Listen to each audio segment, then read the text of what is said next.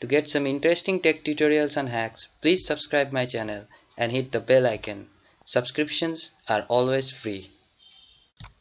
Also check out my blog at techdjday.blogspot.in, wherein I have posted some really interesting tech tutorials. I'll leave the link in the description. WannaCry, WannaCry, WannaCry. A deadly ransomware has infected over millions of computer systems all across the world and has caused damage worth billions of dollars. So today in this video I am going to be introducing you to what a ransomware is, what is this WannaCry ransomware, what is the history behind it, and also how to protect yourself against these kinds of ransomware attacks. So guys, without wasting much time, let's get started. Okay, so the first thing is that we want to know what a ransomware is. A ransomware, as the term suggests, is a combination of two words, ransom and ware.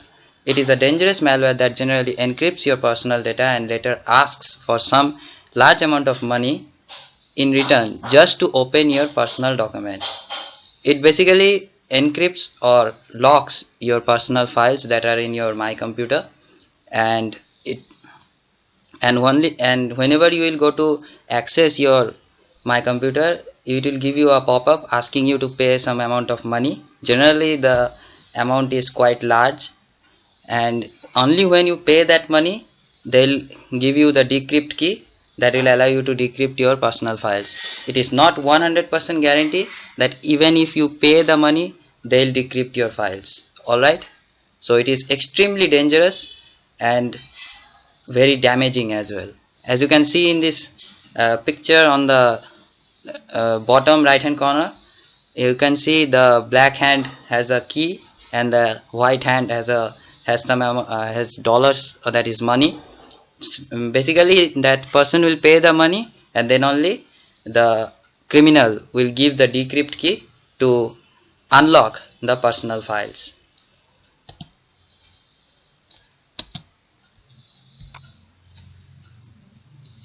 Alright, so what is WannaCry? WannaCry is a ransomware that has infected over millions of computer systems across the world. As you can see the screenshot on the right hand corner, it is the pop-up that WannaCry ransomware is giving whenever people are trying to access their personal files in the computer that is already infected by WannaCry ransomware. As you can see, they are asking to pay $300 worth of Bitcoin to this address, and payment is generally made using the Bitcoin. As you know, Bitcoin is a decentralized currency and countries do not put any restrictions or do not put any service tax charges on any transaction made by Bitcoin. So it is extremely dangerous, and since governments do not track the movements of Bitcoins, so hackers basically use this way of earning money and sending money as well. So history of WannaCry. A few months ago, NSA, which you know is the National Security Agency of United States of America, released a vulnerability or a loophole in your Windows systems. Microsoft later in March 2017 released a patch to that vulnerability. Some criminal hackers somehow came to know about this vulnerability and took advantage of it to create this WannaCry ransomware malware, which has now caused widespread damage. So basically the National Security Agency of United States a few months ago disclosed a vulnerability in Windows systems, and later in March 2017 Microsoft released a patch to that vulnerability. But the problem is people are reluctant to installing the updates, installing the patches, etc. So that's why the WannaCry ransomware has infected so many computers, as because the criminal hackers somehow came to know about this vulnerability and they took advantage of it by creating a WannaCry malware, WannaCry ransomware.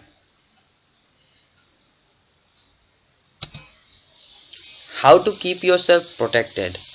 The first solution to keep yourself protected is to update your antivirus. Now since it is a latest news, now if you are receiving any update to your antivirus, Go on, update it. It is the first thing that you should do. Secondly, don't install apps from third-party sources.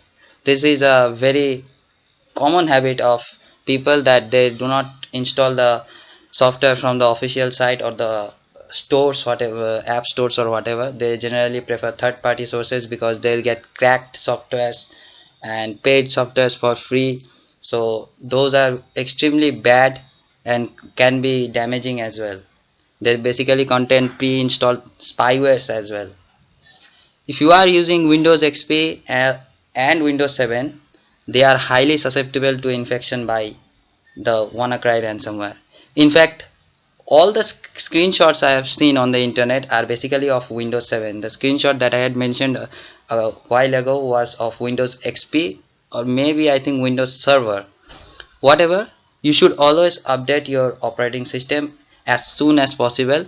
Don't use a cracked or the free version of Microsoft Windows. Many people have a habit of downloading the cracked version of Microsoft Windows, which is available for free.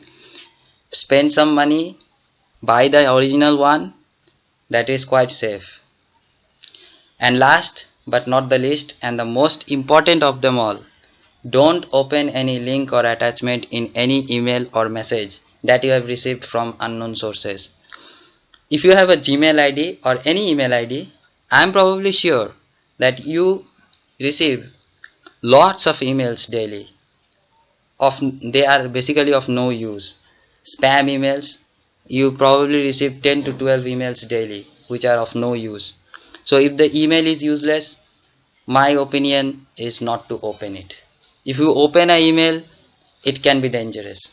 Sometimes these emails contain links to any website where they say that power bank is available at 80% discount, sari is available at 90% discount, smartphones available at 70% discount, iPhone 7 at 30,000 rupees. So these kinds of links are basically spam links. If you just click on them, they'll give you lots of pop-ups with ads filled on them.